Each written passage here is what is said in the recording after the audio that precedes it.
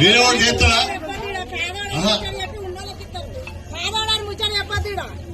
పేదోళ్ళకే ఇస్తాం. దయచేసి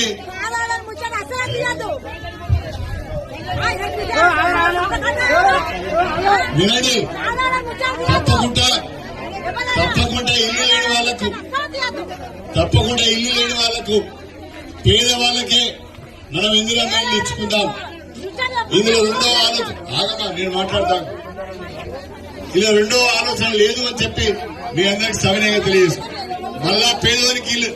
ఒక నిమిషం అమ్మ, ఒక మాట మాట ప్రభాకర్, ఒక నిమిషం ఆమె నాకెళ్ళి చూడండి.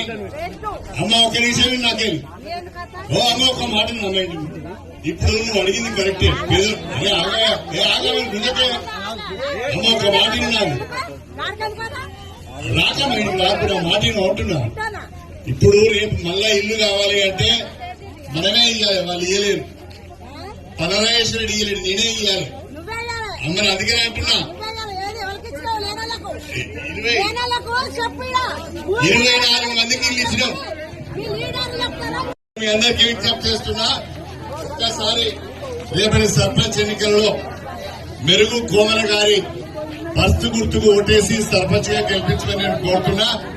రేపు ఇల్లు కావాలన్నా రోడ్లు కావాలన్నా చేసే బాధ్యత నాది అని చెప్పి నేను మీ అందరికీ కూడా సవినయంగా తెలియజేసుకుంటూ సెలవు తీసుకుంటున్నాను. మెరుగు అలాగే బాబు మీరు బాగా మాట్లాడకండి, మీరు రండి. ఆమె మరి ఎక్కువ చేస్తుంది, మీరు రండి రండి.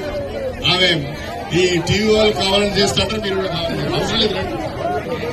ఆగిగా నువ్వు ఒకదానే కాదు, చాలా మంది ఉన్నారు కదా.